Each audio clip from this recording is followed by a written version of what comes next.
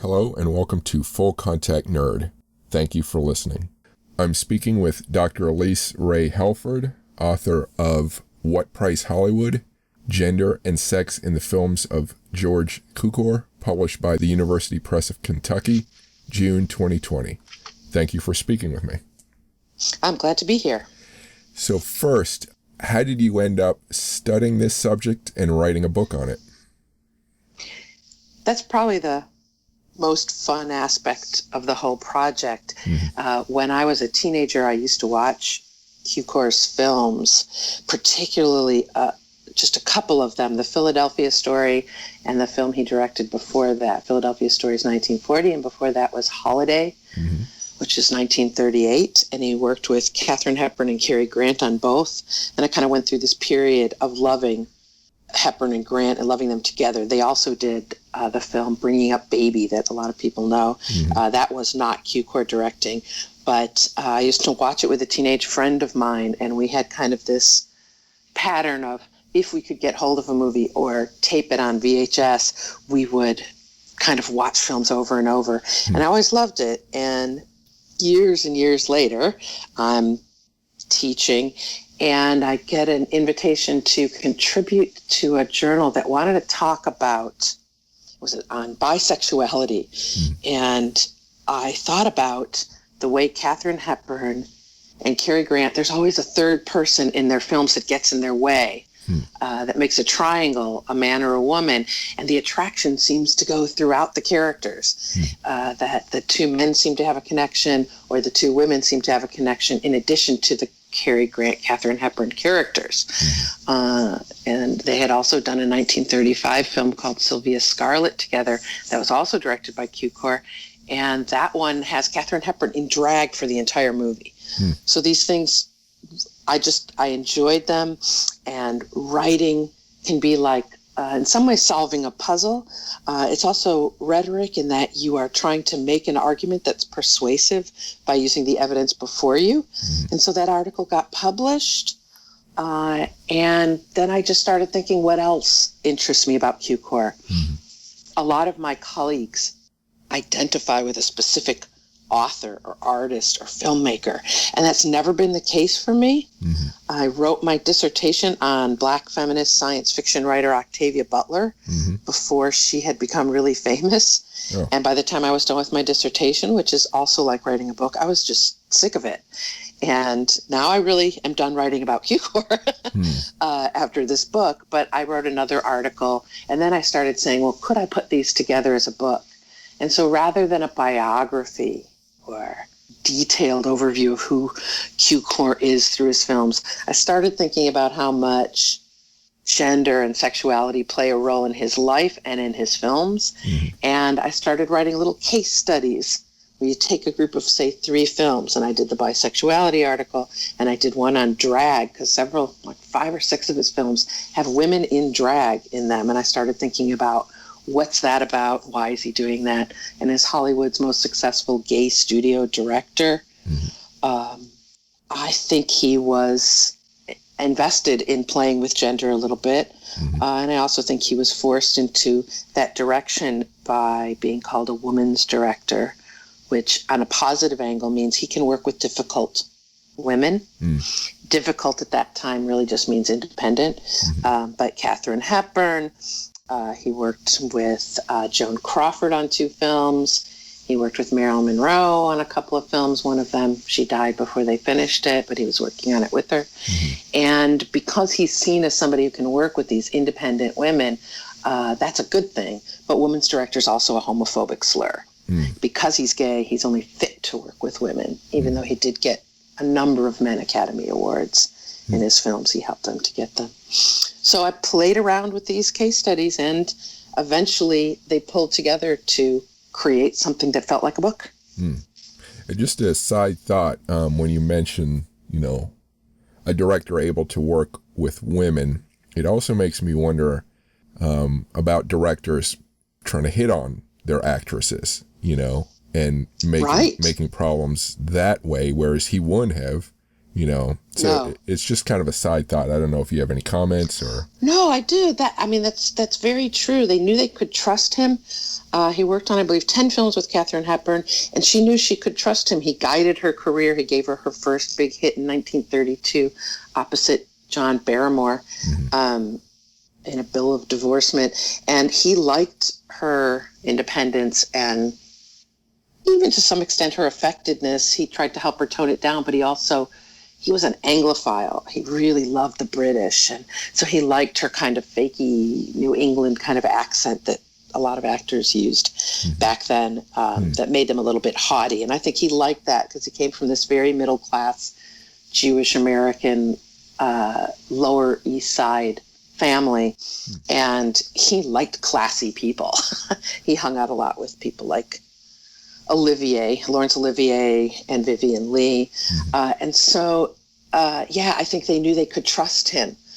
The problem was he couldn't always trust the studio. I think one of the most famous examples is that he was the original director for Gone with the Wind, and he ended up being let go from the film, fired, and it caused him a great deal of pain because, in part, Clark Gable claimed he was not a good director for men, and he was throwing the film to Vivien Leigh. To Scarlett, but it's Scarlett's film. Yeah. I mean, I have my own problems with it, but some of his scenes are still in the film, like the scene where she dances in her widow's gown with Rhett Butler. He directed that scene, and so some of them are still in the final print. But so he had that kind of double-edged situation. Now, the other point that you bring up that you implicitly bring up there that really interests me is some of the men he worked with were homophobic and were afraid he'd make a pass at them. If you think about homophobic stereotypes, it's the idea that gay men are attracted to any man as opposed to how we all are, right? Yeah. We're just attracted to the people we're attracted to. And so there are a couple of anecdotes where an actor would not want to go to his house to run lines because he was afraid Cukor would make a pass at him, which is sickening. And one actor, Stuart Granger, who's this kind of macho British actor, was in Cukor's film Bhowani Junction, which was this big Indian epic about the partition of India and Pakistan. And Stuart Granger plays this British army officer. And Cukor really got involved with his actors, and he liked to, if they weren't getting it, he would actually do the part and show them what he wanted. He'd do line readings, and many directors stay away from that. But he really loved working with actors, which is why, in my opinion, even when his films are bad, there are good scenes in them. Because he did this intensive work with actors. And Stuart Granger just said, I'm not going to let some little homosexual Jew tell me how to act. So I think there were paranoias about that rather than that he'd make a pass at the women. But yes, I do think women loved working with him. Audrey Hepburn, Judy Holliday, a lot of famous actresses have a lot of good things to say about Cukor and how wonderful he is to work with. And, I think Cary Grant worked well with him. Jimmy Stewart worked well with him. He got Ronald Colman an Academy Award in a role where he has to play Othello on stage in part of the film. And people weren't sure Ronald Colman had the punch in him to play this character. And Cukor really helped him, and he won an Academy Award. So it's the best and the worst of Hollywood kind of wrapped up. Yeah, that's the thing. Normally someone like Cukor would be totally shunned, but the fact that he could create success and money, he was allowed to stay in, which, like, to use the double-edged sword metaphor, you can always make it in Hollywood if you can generate the cash. It's a meritocracy in a weird way. Absolutely. And ultimately, the thing that is, least compelling to me personally is the degree to which he was willing to do what the studios told him to do. He did turn down some pictures. That's not that he said no, that he never said no. And he did early on try to take some risks, like that Sylvia Scarlett film, but it was such a bomb that he just said, okay, don't be so daring. Just do what they tell you to do and be successful.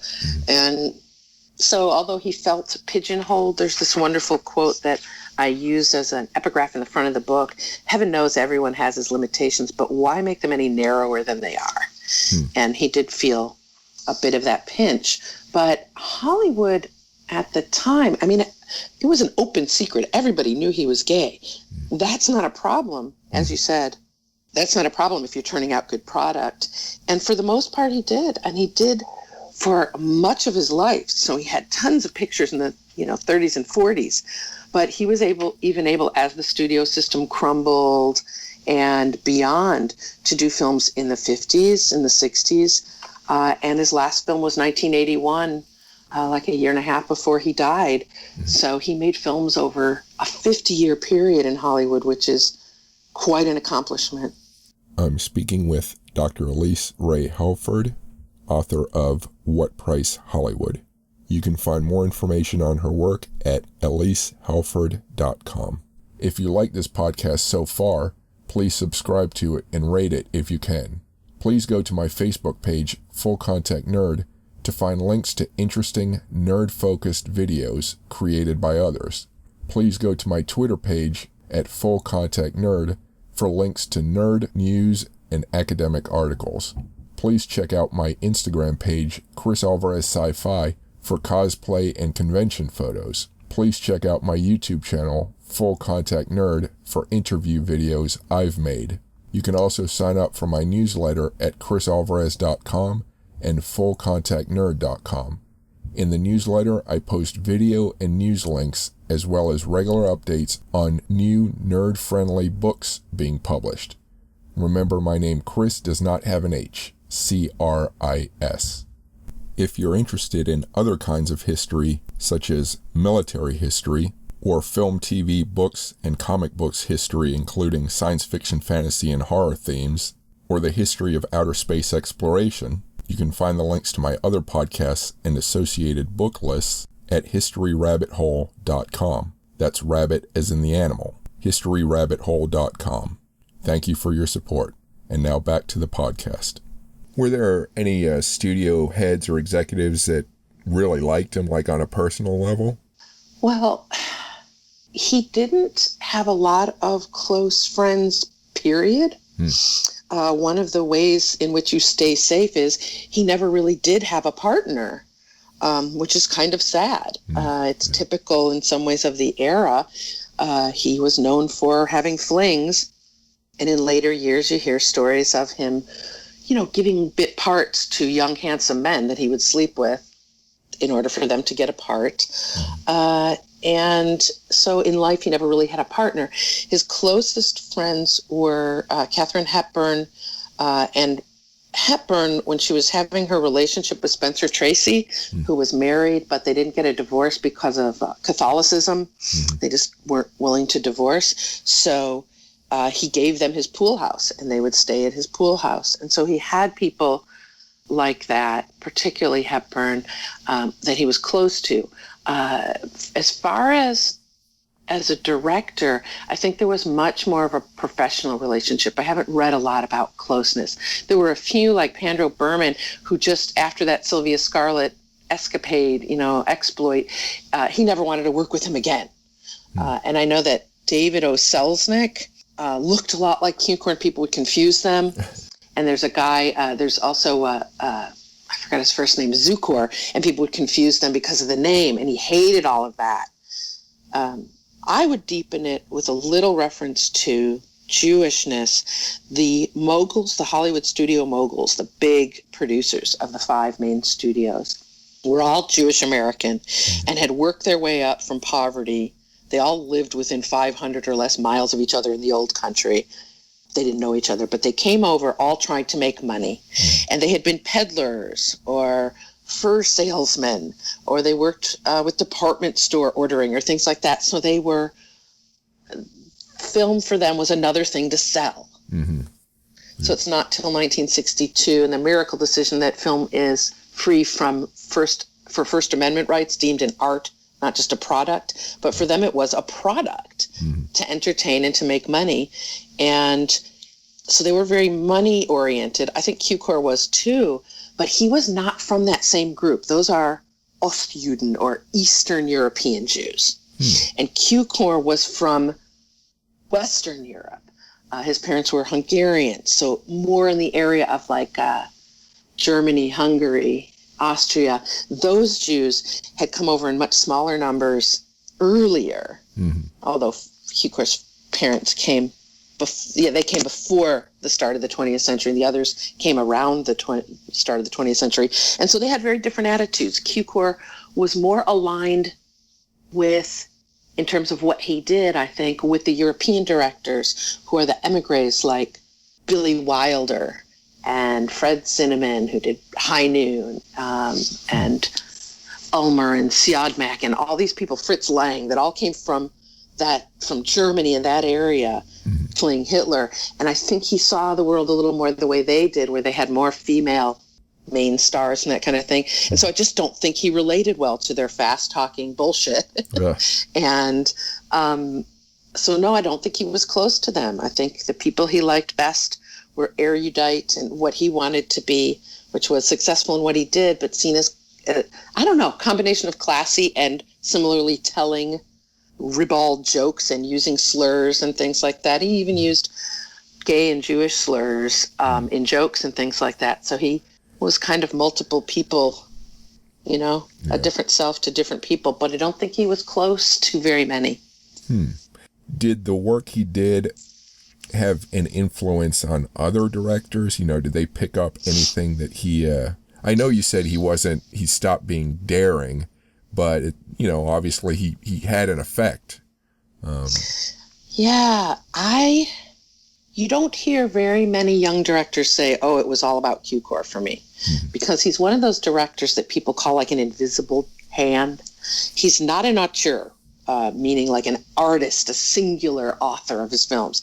So someone like Orson Welles, he doesn't write, direct, produce, or Billy Wilder in some of his later films. He's not the kind of person, or Hitchcock. You don't say, that's a Cukor all that often. Sometimes you can, in terms of kind of, he's known for those, drawing room comedies, romantic comedies, dramas, melodramas. He mostly stayed within that range. But, he got his Academy Award for My Fair Lady, which is a musical. Even though he wasn't a big fan of musicals, he directed several of them. So the things that he's most known for tend to be things that a scholar would be interested in, or historian, more than other young directors, so that he's famous. He did some of the earliest long tracking shots up staircases and things like that. And he also is famous for the long take. And the long take just means you don't turn the camera off in a scene. You take it, you do it in one take. And he's famous for that. And I link that in part with that role of actor's director, where he's very invested in getting the best he can get out of a performer. So there are some scenes in his 1962 version of A Star is Born with Judy Garland and James Mason, where she's breaking down and they don't cut. They just let her go through the scene. And so you could say he's known for that, but he's not known for it in the way Hitchcock is known for focusing on the gaze, peepholes, like in Rear Window and Psycho, or he doesn't have a style all his own.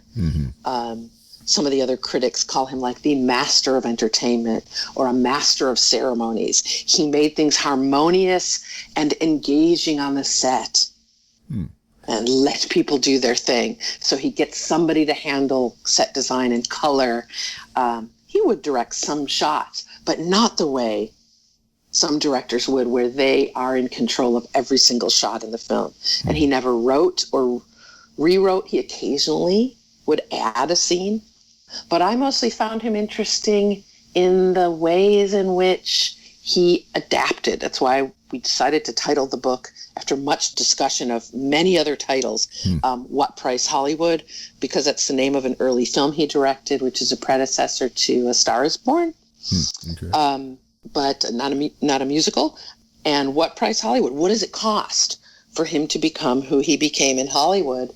And what compromises did he make? And yet, what interesting things did he still do, particularly in smaller or subtle ways, dealing with gender and sex? And I also deal with race and ethnicity, particularly some focus on where he gets ethnicity and Jewishness into his films, because he certainly was not any better than any other director of his day, and probably worse than some in dealing with things like race. And as far as class, he loved the wealthy. So his films, either like, in Philadelphia Story, he practically celebrates the wealthy. And when he was interviewed in the 70s, he said, I love the wealthy, don't you? Like, they're admirable. I feel like he lived life on its surface too much. But I don't think he would like my interpretation of him. Right. So you mean I was glad to publish the book long after his death. Did he ever do work with the stage? Yeah, before he went to Hollywood, he went to Hollywood as a voice coach, which is interesting in terms of his ambition to be more, he loved the British and the Swedish and to be more classy. So he was a voice coach. But he did love the theater, and he worked in New York theater. He did stage management and liked directing and wanted to work in theater. And many of his films, many of them have a theatrical focus.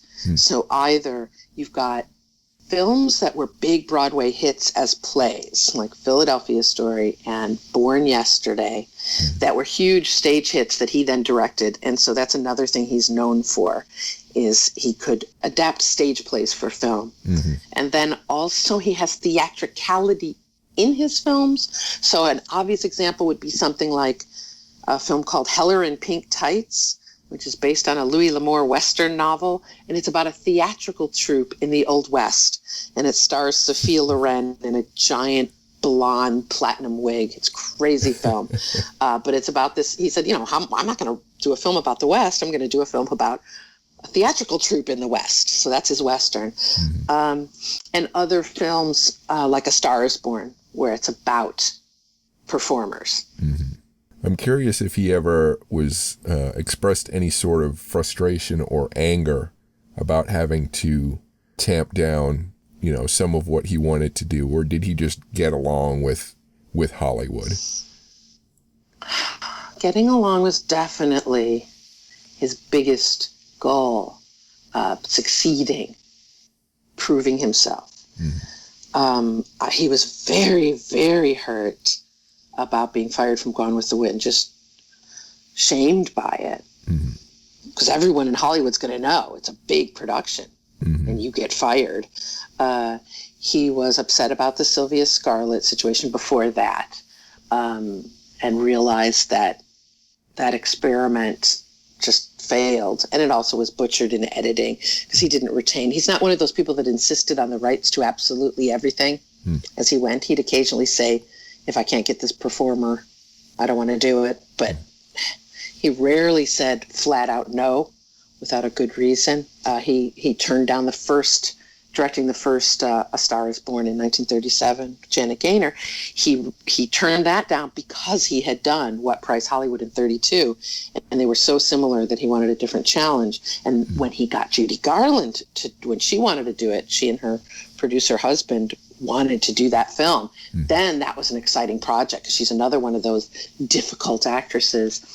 And he felt that the editing had destroyed his pretty much singular masterpiece. He felt that film was his masterpiece. And the editing on it included adding scenes without him there that people say were directed like either by the dance director or by others, assistant directors. And he felt they had ruined his film. So he had a lot of those angers and frustrations, but he still, he never quit and just said, well, fine, I'm moving to another country, or fine, I'm not going to work here anymore. The other kind of evidence for protecting himself that way is when there were the HUAC hearings, the House Un-American Activities Committees in 47, and then in 52, precursors to the Red Scare, where the government, Congress said, we have the right to censor films and to change Hollywood and to put up laws and things. And they interviewed these people, and they particularly felt that Hollywood was a bastion of sex and violence and was pro-communist. And so that's the space where you had to go in and say whether you'd ever been a communist and name names and things. And Cukor did everything he could to avoid having to testify, to avoid doing anything controversial. Mm-hmm. So, for example, he was happy to go and visit Ingrid Bergman when she got together with Roberto Rossellini after he had left his wife, the actress Anna Magnani, who was also in a Cukor film later. He was fine with seeing her, even though she had committed this faux pas. But when he was there, when he was in England seeing her, he did not see his longtime writing partner, David Ogden Stewart. He wouldn't go visit him because he was there. He was blacklisted. Yeah. As soon as Cukor knew he was blacklisted, he just hid from people. So there was a fearful part of him.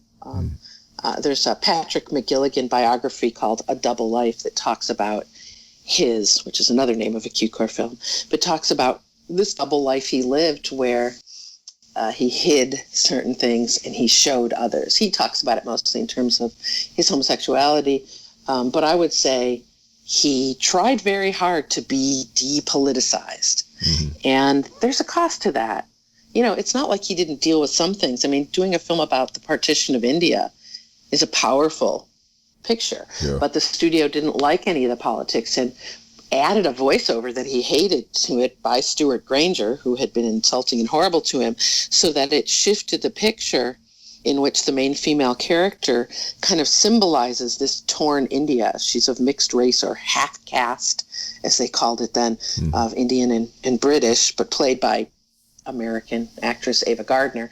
And it was her film to show how she kind of symbolized this torn country, and they kind of threw the film to him in some ways and ruined some of the risks that he took in the film or that he felt were political.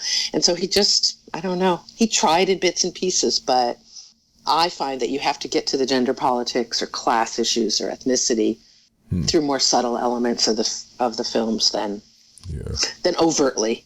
Did he ever date women to try to hide his homosexuality, or? Not that I know of at all.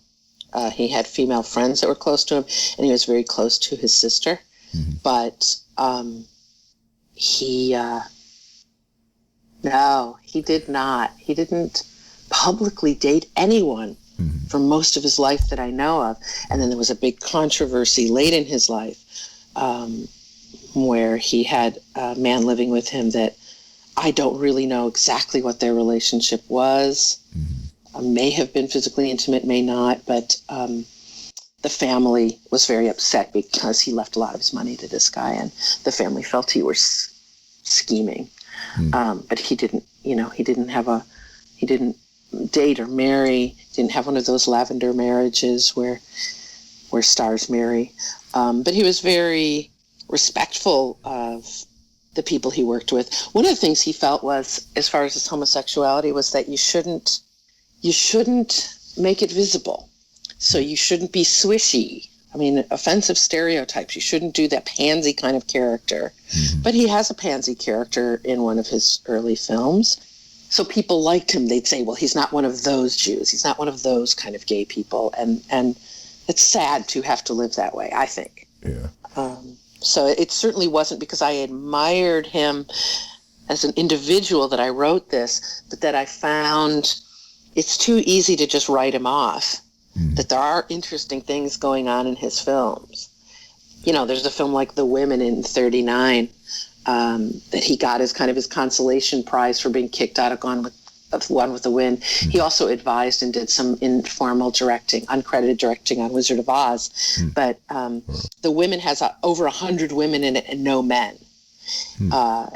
And he was seen as the perfect director to direct all these women, particularly as you had big stars of the day like Norma Shearer and Joan Crawford, who were kind of at each other's throats, one playing the good woman, the good wife, and the other playing the homewrecker.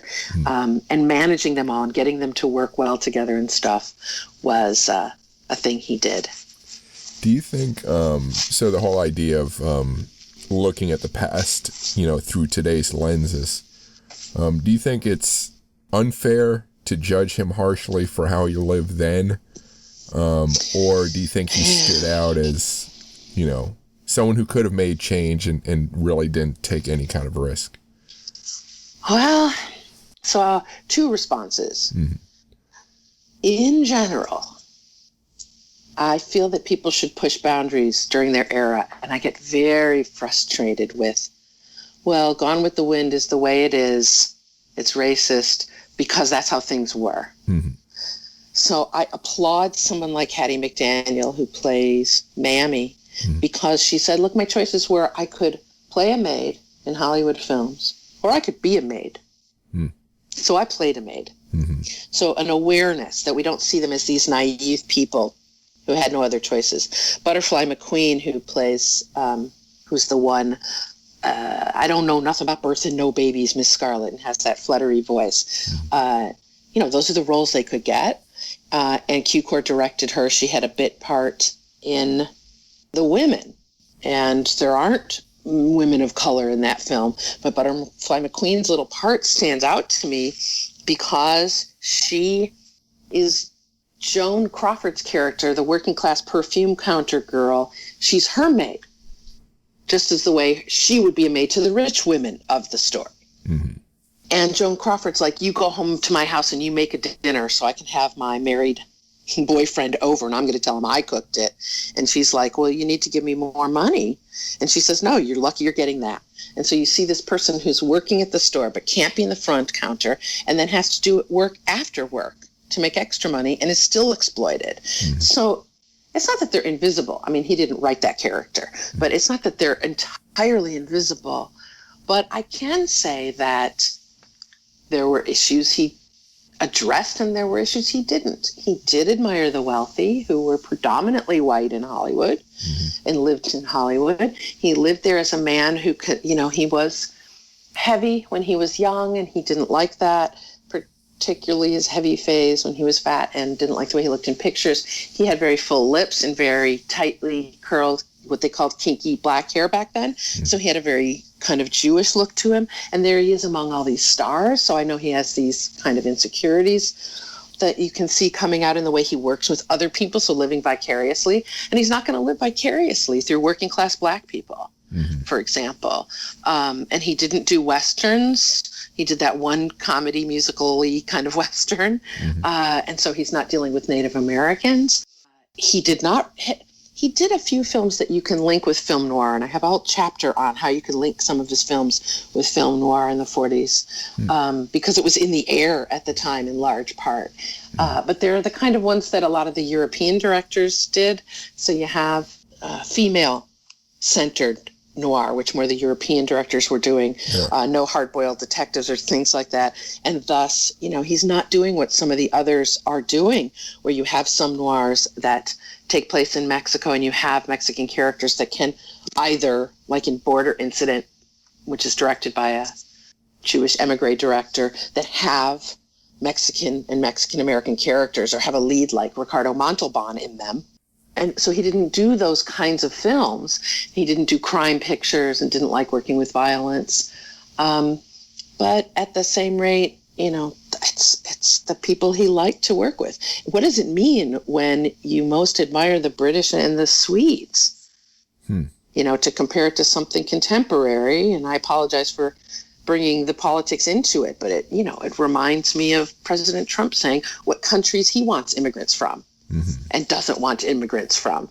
And so I do think that I admire more people who do take those risks. I do think Cukor took some risk, and I think being a gay director at that time, you can see the negative examples like James Whale, who directed the amazing original Frankenstein and the even more amazing Bride of Frankenstein, but found himself ousted, found himself unable to get films, and that Cukor wanted to direct. So he wasn't going to push major boundaries.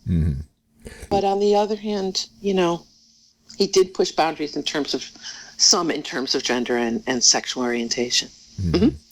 I'm speaking with Dr. Elyce Helford, author of What Price Hollywood. You can find more information on her work at elycehelford.com. If you like this podcast so far, please subscribe to it and rate it if you can.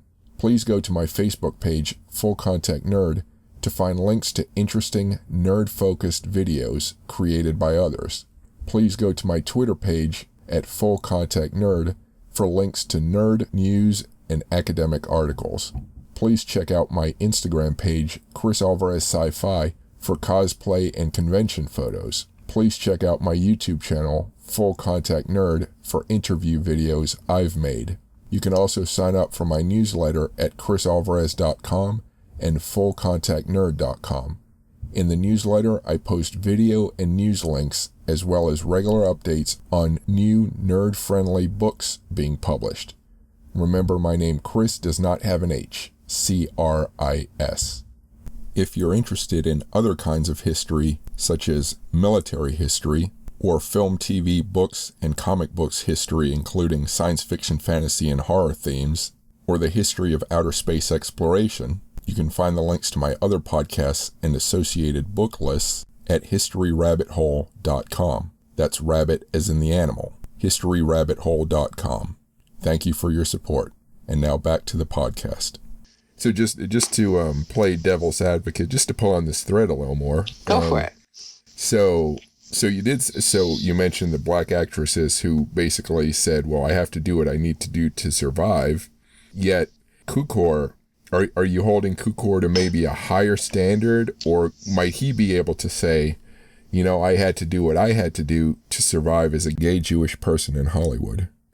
Right. So, I mean, that's a fair question. I would say it hinges on the issue of power. Mm-hmm. Once he was a very successful director, he did have enough power.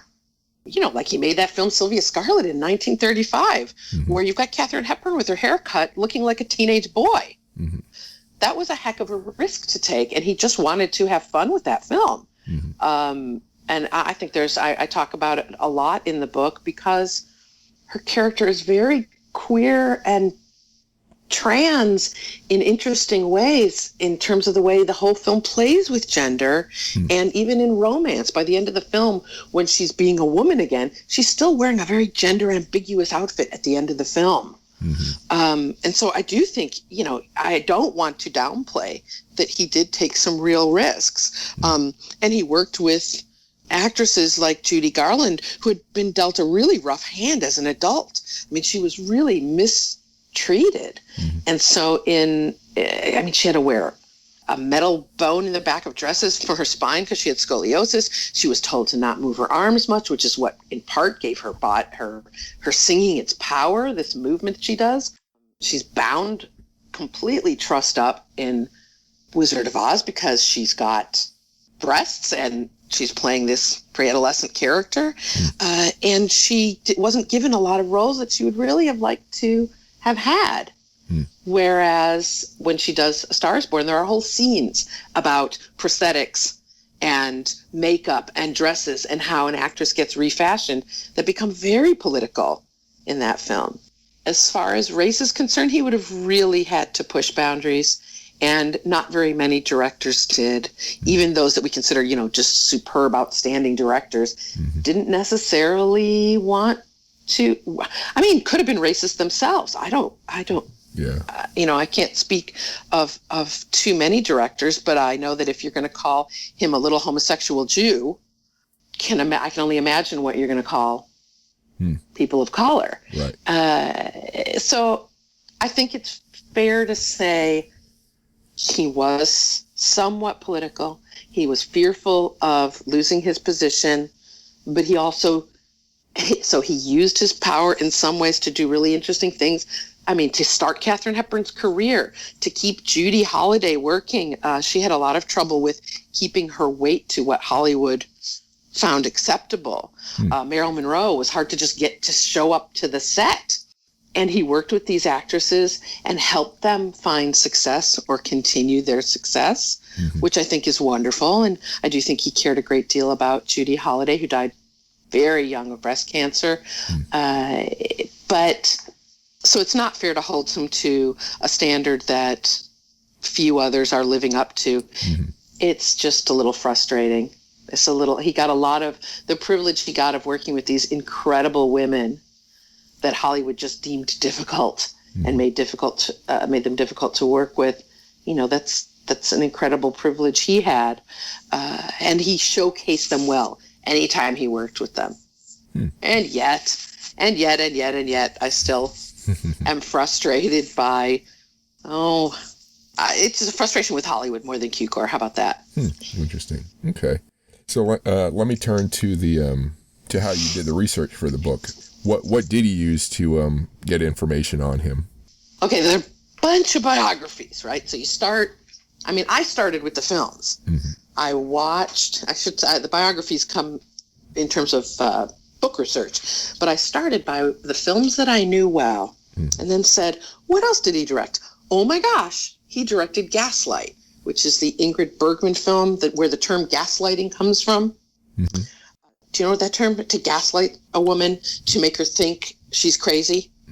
Right. To get power over her, to kill her, to whatever. So that's people think, what's his name made it? They think Hitchcock made it, but he didn't. Cukor made it, and it was a remake. There was a British film in 1940, and the studio hid all the copies of the 40 films so it wouldn't be shown when he was making the 1944 version. But it's an ornate, elaborate, beautiful film. It's just well done, and he gave Angela Lansbury her first role in that as the saucy maid. So that one's definitely worth seeing. So I watched that, and I said, I didn't realize that was Cukor. So first I had my, oh my gosh, he's directed a bunch of films I've seen.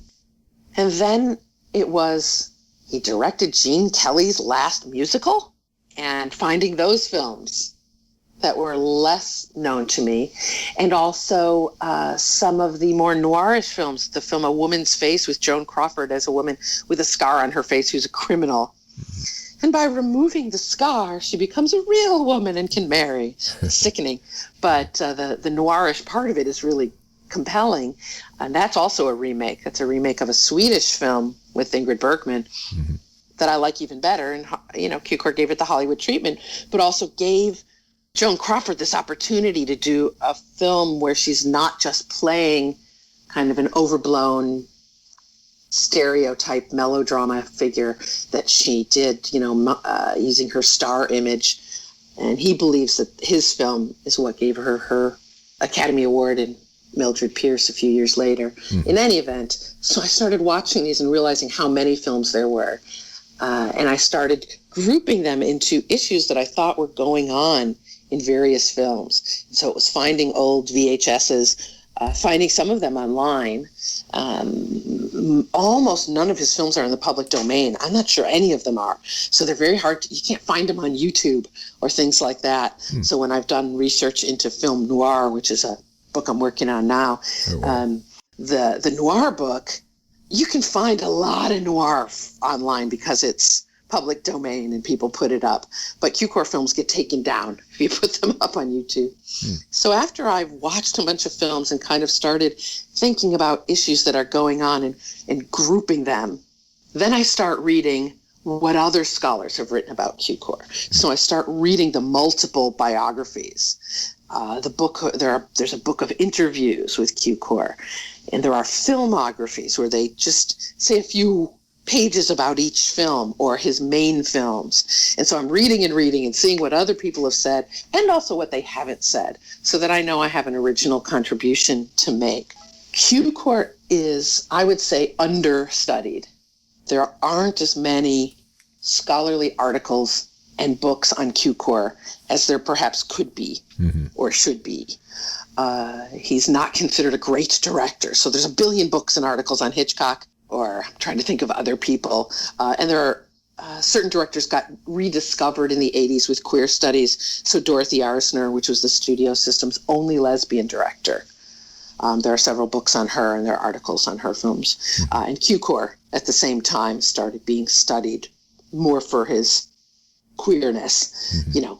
Do you study him for the fact that he was able to be such a success as a gay man, or do you study him as a pawn of the studio system that made the films they told him to make and hurt gay people thereby by depicting stereotypes or making everything so straight on the surface?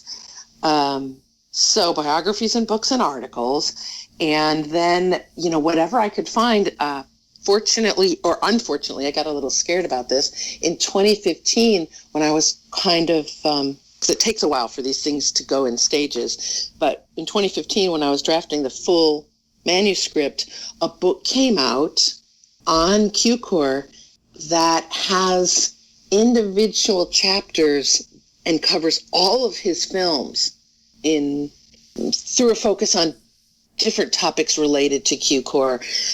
So it may be about his use of the long take, or it may be about his films that weren't successful and studying all of them together, things like that. Mm-hmm. And that Palmer and Pomerantz put that book out, and they put it out through Edinburgh University Press, mm-hmm. which is where I had talked to an editor there and was thinking about putting my book through. And they said, we did this. We can't really do 2 books in a row. And that book helped me to see a few new avenues. But it still wasn't what I was doing, which is this narrowed focus mm-hmm. on some of his incursions and subversions and play with gender, queerness, mm-hmm. Homosexuality, desire, stereotypes, mm-hmm. ways of seeing, all those kinds of things. So I started just cobbling ideas and chapters together. I had the 2 that had already been published. And then while working on it, I also published an article on that film, A Double Life, mm-hmm. with Ronald Colman, where he plays Othello. And I was teaching a unit in my class. I teach courses on including literature and film and pop culture. And I had them reading Othello and then watching different versions of the film. Like you can watch filmed versions of Othello, stage plays, but you can also, there's the film O, mm-hmm. that takes it into the contemporary area with teens. And then there's this film from 1947 in which playing Othello gets to his brain and he becomes insane and murders people. I mean, it's just a real cheese. There's not even any good reason. So that's another place in which one could critique the fact that, he didn't write the screenplay, but there was no discussion really of, if you play a black man on stage, you become insane and kill people. And Othello's a very complex and specific character, that was really never played originally by a black man. Shakespeare never envisioned the Moor Othello as black because he wouldn't have been on the Elizabethan stage. But there were incursions going on at the time of visiting royalty from African nations and things like that. So the Queen had met Moors, and so Shakespeare was taking advantage of it. But, at least give the guy a reason. There's a film it's partly based on, The Brighton Strangler, in which the guy who goes crazy, the actor who goes crazy when he's hit by a falling building during the London Blitz. Yeah. And then he thinks he's a strangler from the play he's been in as a murderer. He's playing a serial killer, and he gets hit on the head and thinks he's him. At least you got a hit on the head. Yeah. And with this one, it's just, I'm playing Othello. I must now kill my wife, And that's where he gave Shelley Winters her first role in that film. But anyway, so as the more I'm doing this stuff, whether it's teaching or watching this film with my friend, we go on we go on an occasional trip to London, and we always bring that Cukor film holiday with us and watch it on the plane together and those kinds of things. And so it built some chapters.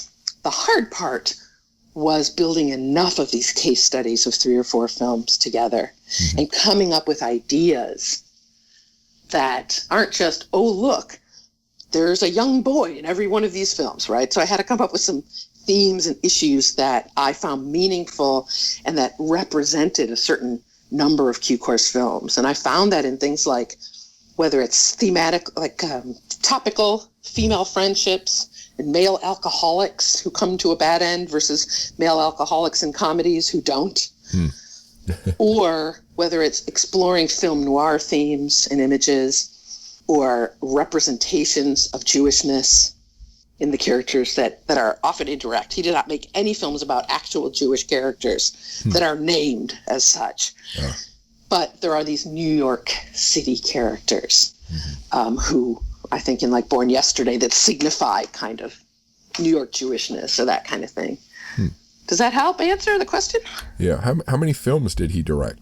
So he directed just under, I think, 50 films in as many years, because he directed so many in the 30s and 40s that by the time he got to doing fewer films in the 50s, 60s, 70s, and then that film in 81, he didn't have to do one a year, and he wasn't given one a year, but he also directed in the 70s. He directed Katharine Hepburn again and finally got to direct Laurence Olivier in a TV movie that won all kinds of awards. That was kind of a throwback. It took place in the early 20th century, and it was about a breach of promise suit. An older woman is trying to get out of a breach of promise suit with a young man that's trying to steal all her stuff. And what's his name? Laurence Olivier is the barrister, and it's about their relationship and stuff. And so it's sweet. It's very sweet and nostalgic. Mm-hmm. The book discusses 25 of the films, either in depth or briefly, but there are certainly a bunch that I don't talk about. So I talk about all the most famous ones, but there are bizarre films, like he did a film called The Bluebird in the 70s that has Elizabeth Taylor in it, among others. And I believe that's the one that has Luke Gossett maybe in it. And it was this bizarre children's fairy tale musical mess co-produced in Russia. And it's just, I don't know, it's dreadful. And so some of them, I just didn't have much to say about, but a lot of them, like in the chapter on women's friendship, I go from his earliest films with women's friendship in them, say something like The Women in 39, to Rich and Famous in 1981, with Jacqueline Bisset and Candice Bergman, and talk about some themes that come through all of his films. Or I talk about a number of Katharine Hepburn films that he collaborated with her on, and how he helped her to get rid of her box office poison label, or things like that. So I was thrilled that the publisher enjoyed that diversity, because it's not a book that you start at the beginning and go to the end and get from the beginning of his life to the end of his life. It wanders from kind of images of white female and white maleness to themes and theories of gender as performance, and the drag issues and queered issues in the musical, to those issues that actually deal with ethnicity, race, and nation. Do you think this question popped in my mind? Is it possible he might have not been gay, but rather identified as a woman? I don't. You'd have to really project and say his direction of all of these women was vicarious desire to live as / through them.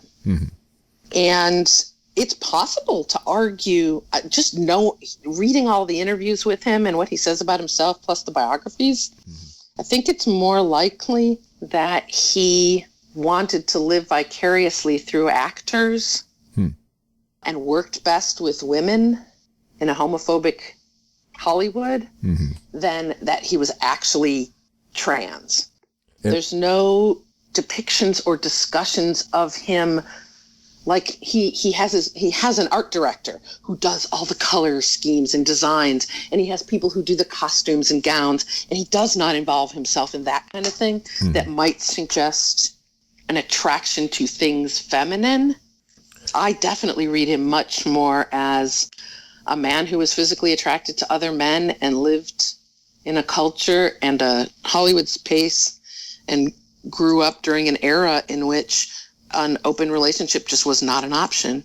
And he decided that he would submerge that part of himself into his work so that he could stay working and living in the lifestyle to which he'd become accustomed. And I ask that because, and I haven't done much reading or research in this, but it seems like as difficult as it is to be homosexual, in the past, it's, as far as being trans, that's almost like non-exist. Like, I'm sure it existed, but that isn't even touched, in history. Right. So, the only way that's talked about is as a freak show. And I think the earliest films that deal with it with any tact at all are probably in the 50s. And then obviously much more recently, if you want to talk about truly just displaying trans characters being trans as opposed to films about transition. Right. but, you know, I mean, I still remember like whatever it was, 70s and 80s talk shows saying, you know, a man trapped inside a woman's body. And we had all kinds of pathologizing language. Mm-hmm. So if there was any of that in Cukor, it did not come out in any of his mannerisms or his look or the way he talked about himself. He would have considered that much worse than being gay in the sense of how society would treat him. And, you know, like I said, it was very important for him not to seem gay, in quotes, to other people by manifesting any kind of the way femininity was linked with homosexuality and still is in some ways today, with some, you know, it's not entirely a myth, but it's certainly an exaggerated stereotype. So if so, I haven't heard anybody write, I haven't seen anyone write about it or discuss it in those terms. Yeah, and certainly there were bisexual directors and things or actors where they just didn't discuss it. They just did their thing, had their lavender marriage or didn't. And what was most important is he wasn't hyper masculine, but I think he substituted class ambitions for gender in some ways, that he wanted to be one of the guys, but and tell, you know, off-color jokes, but he also did not want anyone to be able to call him slurs for being homosexual because he was visibly linked with homosexuality. What did you find that was most surprising in your research? Well, this is a superficial one I'll start with, and I'll try and think of something deeper. I think superficially, the most surprising thing is what I found at the end, which is, you know, toward the end of my research. It was when I was reading biographies, but I didn't link it all up then. Cukor and I both have a father named Victor. His mother is Helen and mine is Helene, and his sister is Elsie, and I'm Elyce. And I'm like, it must be meant to be that I write this book. Okay, so that was the most surprising thing on an exceedingly superficial level, that his parents were Victor and Helen, and mine were Victor and Helene, is just wild to me. And that his sister is Elisa. I'm sorry, Elsie. Surprising. Well, and this is maybe, I'm not trying to be evasive. In the most general terms that I can actually find enough to write a book about Cukor and gender surprised me because I had simply enjoyed some of his films. And sometimes it was despite things going on in them. So in Holiday, which is one of my favorite Cukor films, because there's so much interesting to say about it, in that film, there's a point where several of the characters are upstairs in a playroom in this big brownstone that these wealthy people own, and they are being down to earth. And one of the ways in which they be down to earth is the brother picks up a banjo and starts playing it, and they're talking about Cary Grant's character's working class background, and they want to make him sound more upper class so that the family will approve of him marrying Kate Hepburn's sister in the film. And they go, well, wasn't there a judge case somewhere, you know, on the plantation, banjos a strumming, hidey-ho, massa. And like, that's how they sound in doing the film. And I'm like, why didn't they rewrite that line? That line was written in the 20s, and the film came out in 38. Yeah. And yet it's still like, how could you not notice it? So the pleasure and the pain of Cukor was always relevant to me, but I didn't realize, like, the guy didn't like musicals, but directed 4 of them. And 4 of his films really can be linked with film noir, and I had no idea. So I think a lot of it, how many guys in his films are alcoholics, when that was not a big deal to Cukor. He had parties. He was not a drinker. One biographer calls him a teetotaler, and another said he was a social drinker. But he has multiple films with alcoholic characters who either, if they're in a romantic comedy, they just magically get over it. And if they're in a drama, I mean, John Barrymore's character is a vicious alcoholic in the early film Dinner at 8. And he commits suicide because he can't make the transition as an actor from his big role on the stage to sound films, because he's aging and nobody wants to work with him and they consider him a ham. And he's basically playing himself. And so I think it was those kinds of things, lots of little things that I really didn't know about him, more than one big thing that really shocked me. Okay, that's interesting. Was there anything in the research that had a big emotional impact on you, either positively or negatively? The most positive thing was, first of all, it's seeing the book. I've just gotten my copies a couple weeks ago, and seeing it in print makes me really happy. I have edited several books. My first edited book was was the first scholarly published collection on Star Trek called Enterprise Zones that came out in 96. And I was really excited for that because I was a new scholar and I had just finished my PhD, and I had co-edited the book with people I went to graduate school with. And then I did I've done two of them on kind of super and fantasy women in television and popular culture. And so this book validates a switch that I've made because my university is large enough and my department is large enough to allow me to follow my passions, that I've moved from literature to popular culture and from science fiction to diverse genres to classic Hollywood, where I'm very excited about the things that I've learned about classic Hollywood. I love learning new things. I move from thing to thing. I went for some time I was studying manga and anime. I just kind of go where I'm led and where I feel like I can be productive. And so putting this book together and being able to just sit and talk with you conversationally for an hour about this stuff is very exciting to me and very fun. Because there's the scholar in me, and there's also the pop culture fan in me, and there's the nerd in me.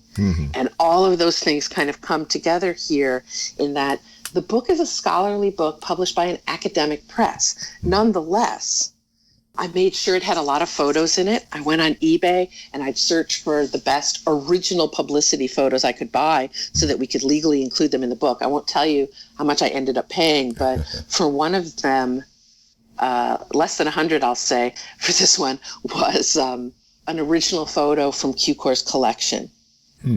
That was his last photo that he had kept in his collection of the film Sylvia Scarlett, with him behind the camera and Katharine Hepburn looking on behind the camera. And it's just a gorgeous picture. And so I kind of own that little piece of history. I know, I guess that's very nerdy. Kind of. But pulling all that together was just a real pleasure for me. It was just fun looking through eBay and looking for those photos. And I feel very proud of having done it and having people appreciate it. The guy that did the cover art did a really interesting cover that's linked with a feminist artist's perspective rather than just slapping a picture of Cukor on the cover. So just that whole project made me feel really good. So I'm going to ask a question. I actually skipped because I didn't think there would be you wouldn't have much to say about it, but maybe there is. Was there a particular question that you really wanted to get an answer for that you couldn't get to, or maybe you finally did, but it just took a lot more effort than you expected? So you're asking, was there a question I had about Cukor or his films? Yes, as you did that I your found research. difficult to get to? Yes, a question you found very difficult to answer that maybe took more research than other aspects. I guess we've discussed it. I guess we've discussed it most. It was suggested to me, go to the Margaret Herrick Library at UCLA and dig up all the personal letters Cukor wrote. And I found myself pulling away from that because I didn't want Cukor's answers. So, for example, one of the big questions about Cukor is, can you call him an auteur? Can you call him a singular artist in control of all of his pictures? Cukor said no, but maybe he's being coy and he wants someone else to call him that. And he also says no to many readings of his films. I've noticed in his interviews, they say, well, what about this? And he goes, no, I wasn't doing that. And so the man wasn't particularly interested in other people's interpretations of his work, although sometimes he'll say, really, you saw that? Well, that's fascinating. And so I really was digging into that, and one of the early versions of the book had an introduction that focused on that question of, should we call him an auteur? rather than just the gender thing. And I'm going to look at these films in order to answer that question. And so it's kind of which was, I discovered that that's not a particularly interesting question. And particularly for Cukor. Maybe an interesting question to me for other people. I've started working on some films by Billy Wilder, and it's a much more interesting question for him because he did write, and he did direct, and he did produce. So I know that I have that opposite answer to that question, which was there was a big question, and the more I read, the more I decided I wasn't interested in that question. It's interesting. It brings to mind, I've always argued that it's almost unimportant what the creator is trying to create and tells you what the creator has done, as much as it is how does the viewer interpret it. I completely agree. And we have to see critics as viewers. So my book is my view as a critic and a creator, as well as a receiver of these films. And people can agree or disagree. It was very nice to see the reader reviews of the book that got that. That kind of said, well, I don't necessarily agree with this reading, that this character is particularly representative of a type of Jewish masculinity that focuses on humility, scholarship, and honor, but can be sexualized. I don't agree that that character can be read that way. I don't have any problems with that. The things that were least helpful to me were things like reviewers just saying, you can't put these two critics or theorists in the same book because this one's talking about images of women and this one's talking about the male gaze and how women are envisioned on screen. And I said, no, I want to be eclectic and say, what happens if you take all kinds of lenses to Cukor? What do you get? Yeah. No. But I think I've lost the train of your question. No. I think you're still there. You're still in there. So we have talked about all the things you want the book to say and do, but I guess in a nutshell, what do you hope the book will do for readers? Isn't it funny? I focus so much on my determination at a kind of advanced point in my career at a university that requires a great deal of teaching. They don't give us, we don't get sabbatical, where you just get a year off to work on your research. We have a competitive sabbatical where you can get a grant, but there are very few of them and they're difficult to get. And only one every 7 years. So that unlike some scholars who are teaching 1 or 2 classes and working on the research, I'm teaching 3, or for most of my career, 4 classes. And so you have to work in the time to do your research. And there have been times, I had 10 years ago, I had breast cancer. And when I was doing chemo, I had no brain. And that's one of the reasons I got into studying anime. I learned how to do graphic art, digital art, because I had no brain to write at that time, but art works in a very different part of your brain. So I enjoyed myself then, even as I, dealt with fear of my life and stuff. But one of the things cancer gives you, the silver lining, is you stop sweating the small stuff if you're lucky, because you didn't die. Right. And I'm fine now. Yeah, but I've thought mostly about my desire to publish a book. And I've had a very hard time figuring it out. I'm not like my colleagues who go, Shakespeare is my thing, right? Or I am Virginia Woolf, I'm going to write only about, I've never felt that way. I did the work on Octavia Butler, but I have very mixed feelings about her work. I did this on Cukor, very mixed feelings about her work. There are authors that I just flat out admire, and there are filmmakers, but I don't know. Are there any filmmakers I just adore every single thing they did? I don't know. I'm thinking it through. But for readers of the book, I hope they get pleasure out of its combination of being written in for academics, but in language and explaining concepts in ways that are relatively easy to follow. That you can be a fan of Hollywood film, classic Hollywood, and enjoy the book, as well as you can be a scholar and say, what have I not seen in this guy's work that might be useful to me? And obviously, people who love classic Hollywood or scholars who like classic Hollywood might be interested in it because it does take this different angle. The other thing is, generally, I hope it inspires writers, because I went through a long writing process, conceptualization of the book process, and then I worked with several publishers before I found the one. Like I said, the Edinburgh University Press was my go-to. And because they published that other book right when I was pitching my full manuscript, when I'd finally gotten it into where I thought it was needed to be, they couldn't publish it. And I went to a second press and got such mixed responses. And I won't name the press, but suffice it to say, they gave it to people who don't like queer studies or don't really like academic prose or don't like feminism. And those aren't the people to give the book to, because that's not the audience. If you hate feminism, you don't want to read the book, probably. Yeah. But with the University Press of Kentucky, from the very moment I wrote a query note, just an initial email saying, here's what I got, what do you think? The editor, Andine Dotson, was like, loving it, let me see more. And then she was very honest with me and said, look, we need more books and engage with queer studies in film, and this is perfect, and you're doing this and you're doing that. And the people I worked with there were good to work with. And the reviews, they went straight to the top people in the field, because I found out who at least one of the reviewers was. And then another of the reviewers kind of outed himself to me and just said, hey, I was one of your reviewers, and I'm writing a blurb for the back of your book. And they gave me feedback, one of them extensively and one of them minorly, but they both said, yes, publish this, we love it. And I didn't get any of that, well, I've never been a fan of queer studies, it's too political for me. So if you start it that way, you've picked the wrong person. Yeah. And you do get paid to review other people's manuscripts. So the idea of paying people to say, I'm a terrible audience for this book, so here are my problems with it, is unfortunate.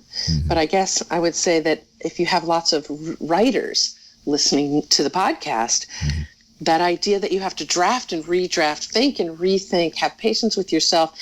And the best advice I ever got was from a fellow graduate student when I was at the University of Iowa in the late 80s, early 90s. And he said, you're looking for a home for your work. You need to be as critical as they are, meaning not negatively critical, but you need to analyze, who are you sharing your pearls with, you know? Are they swine that you're sharing as pearls before swine? Are you sharing it with people that you think will appreciate it? And the responses you get will tell you what you've got and where to go. And so I feel like I found the really good home for the book. And that means a lot to me in seeing it come out. I do hope it comes out in a cheaper paperback edition, because a $40 hardback is not, the average person's not going to buy that. I'm hoping the Kindle and the paperback will be less expensive when it comes out, but it's these wonderful university hardbacks where there's not paper over it, but the images are printed right on the cover. And I love those. They're a little bit heavyweight, but they're solid and they look nice. And like I said, ultimately, I'm proud of myself for having finished it, and I hope other people just enjoy the reading experience and go on the ride with me. Oh, wow, I do see what you see here. Yeah. Well, I also see this, but that's okay. You can see that. Yeah. You know? That is cool. So that's my story. You did mention your current or future writing project briefly. What is it again that you're working? So there are two things I'm doing. One are articles, and that's mostly what I've done before this, except for the books that I've edited.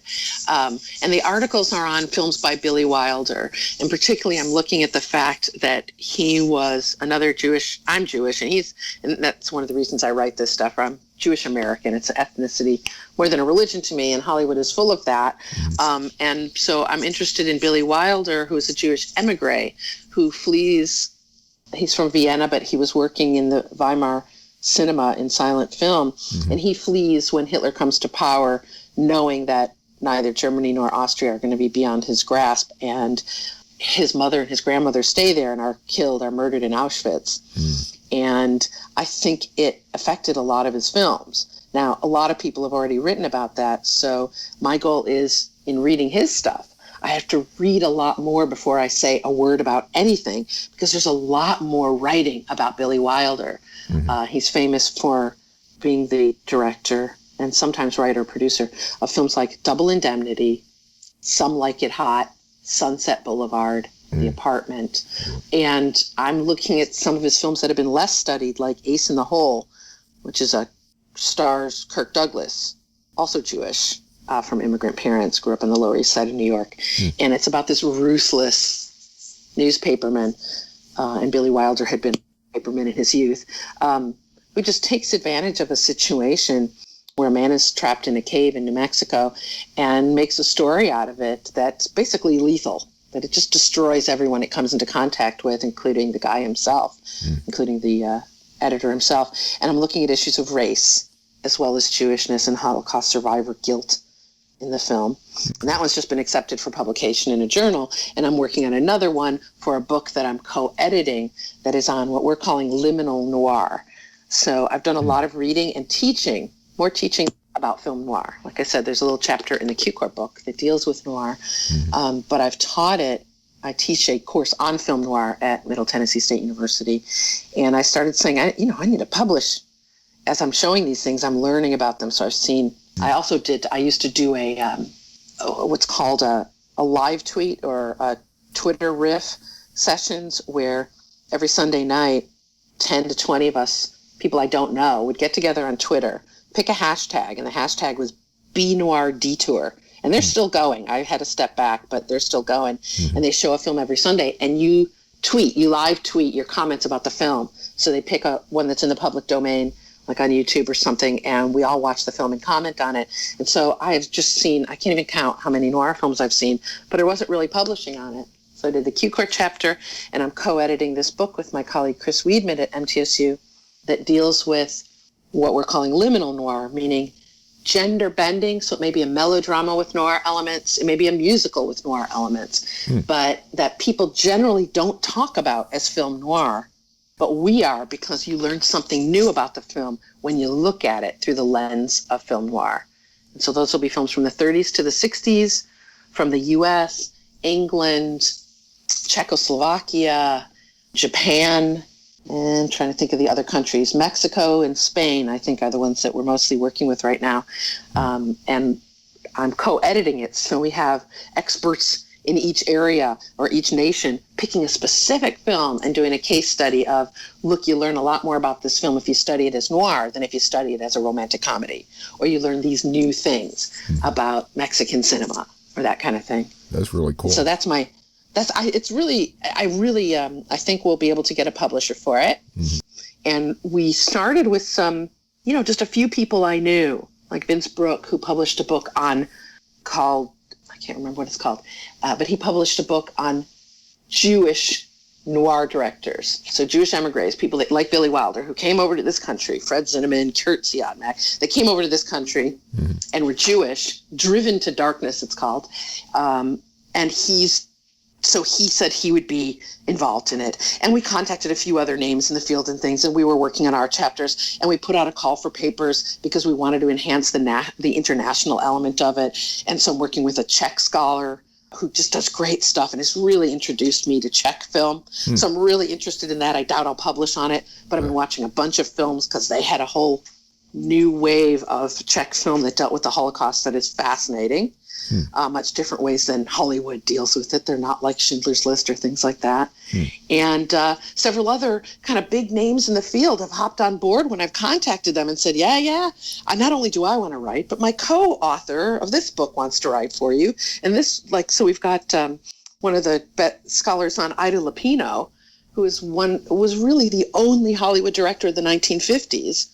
And she basically argues that all of Lupino's films can be studied as noir when you look at certain elements of them in terms of the underside of America.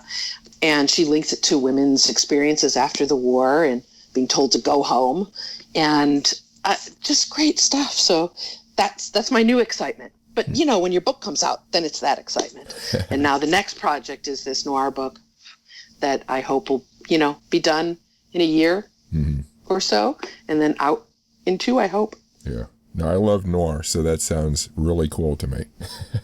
Oh, awesome. Well, I'll email you and let you know what's going on with it, and I can link you to some amazing articles that have been really influential to my understanding of noir, particularly Eric Lott's article on whiteness in film noir, where the darkness of noir is white characters who start hanging out with characters of color or people with ethnic backgrounds that distinguish them, or even like in Double Indemnity, they start, like, you know, the Phyllis Dietrichson character in there. The first time you see her, she's tanning. People didn't tan back then, really. And so she's darkening herself. And so he looks at all those kind of symbolic elements of darkness and how they deal with race. And it's just it's a great article that's helped me deepen my understanding of noir and what it can mean. Yeah, that makes me think of Once Upon a Time in America and other films where the characters enter a dark side when they go into Chinatown, and then the opium dens, and then perfect, absolutely. You know. So Asia is darkness, Mexico is escape but criminality. Yes, so there's those kinds of things in it, as well as just literal darkness of characters and things. But yeah, that whole thing with Oriental, the Orient as inscrutable and dangerous, you see in a bunch of noir films, either literally in the setting or in just things like what the heck, what's the one with Claire Trevor, I can't think of it. It's based on a Raymond Chandler novel, and they changed the name of the novel so that people, it was from, I think it was Farewell My Lovely, and they changed the novel because that sounded like a musical. Oh yeah. But she has this jade necklace, and that symbolizes her treachery and dangerousness, because it's jade necklaces are a thing of the Orient. So I love that stuff. I love those details. I love going mining in films. And like you said, it doesn't matter if it's intended. It's what's going on in the culture. Yeah. And Polynesia never is noir, except you have the elements where you have the virgin being sacrificed to the volcano god. I think that's as dark as the Polynesian thing gets. I think, what's that one? There's a film called The Letter with Betty Davis in it. And I want to say it has that evil Asian woman kind of thing in it, but I can't remember where they're from. And I want to say it felt like a Polynesian trope or stereotype, but I can't remember. Yeah. Interesting. So where can people find you on the web? Do you have a web page, social media you want to share? I have a website that lists my academic achievements. I've also started a COVID film blog because I'm indoors so much, and I've been watching so many films and so much TV as well, that I'm blogging about what interests me and also what doesn't interest me, but in interesting ways. But it's also just lists my publications and where you can find them and what I teach and why I teach and those kinds of things. And that's just ElyceHelford.com, ElyceHelford.com. And that also has a link to my Twitter feed, which is, my Twitter feed has not been great. I'm much more Facebooking, but that one I just use for family and friends and things. I don't talk much about my work on that one.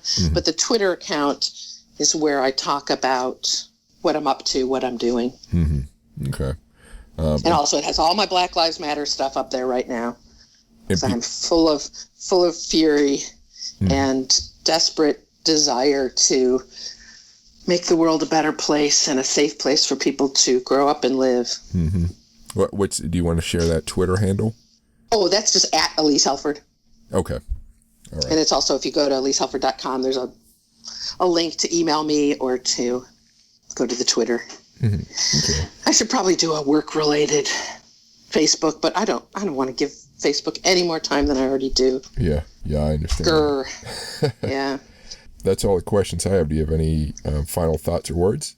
No, I just thank you very much for the opportunity to talk about the book and to keep reminding myself how much I enjoyed working on it, even through the worst of the stress, where it wasn't going to go with this press and should I just throw it away and those kind of things, and talking it through is great for me. And I hope it also gets people interested in reading the book, or just more generally in how much there still is to understand if you like American history about Hollywood. Yeah, I always do wonder, like, if people are, as we have newer generations, are people really still interested in that old-time Hollywood history or not? I don't know. Yeah, I mean, when we did the B Noir Detour, and that's what it's called, just the letter B and then NOIR and then Detour is the Twitter handle. It varied by week, but when we 20 people just all sit around and watch together. You can tell that there's a love for this. And Nashville, which I live near, has a nonprofit theater called the Bell Court. And they not only have hosted like Mystery Science Theater 3000, but they've even done things like show silent films when they show their silent films with new orchestras, like an electronic orchestra, or just a few musicians that come and play behind them with an all-new soundtrack to a film from 1918 or that kind of thing. And it's, I find that great. And they sell out, or they fill their 300-seat auditorium. Now, I would say half of those people are boomers or greatest generation people. I mean, they're older, but when I do these kind of things, or I did a series at the public library that was an intro to noir, and I would introduce a concept, and then I'd show a film, and then we'd discuss it. I always filled the room, and there were couples or individuals, students from the university, or people in their 20s or 30s. My film noir class always fills. I'm teaching a course on films and the Holocaust in the fall, and that one has fewer students in it. And I think it's because people are afraid they're going to be traumatized. Well, yeah. Understandably, but I'm very careful about what I show and how we discuss it. Yeah. Cool. Well, thank you for speaking with me. Thanks so much for having me. You're very welcome. Thank you for listening. If you like this podcast, Full Contact Nerd, please subscribe to it and rate it and review it if possible. I have many other options to geek out on sci-fi, fantasy, and horror, whether you prefer books, movies, TV, video games, anime, or whatever you choose. You can find links to interesting videos on my Facebook page, Full Contact Nerd. You can find links to interesting news articles and academic studies on my Twitter page, Full Contact Nerd. You can find cosplay model and convention photos on my Instagram page, Chris Alvarez Sci-Fi. You can find my interview videos on my YouTube page, Full Contact Nerd. You can also sign up for my newsletter at chrisalvarez.com or fullcontactnerd.com. In the newsletter, I post additional video and news links, as well as regular updates on new, nerd-friendly fiction and nonfiction books being published. Please remember, my name Chris does not have an H. C-R-I-S. Thank you for listening, and keep imagining the past, the present, and the future.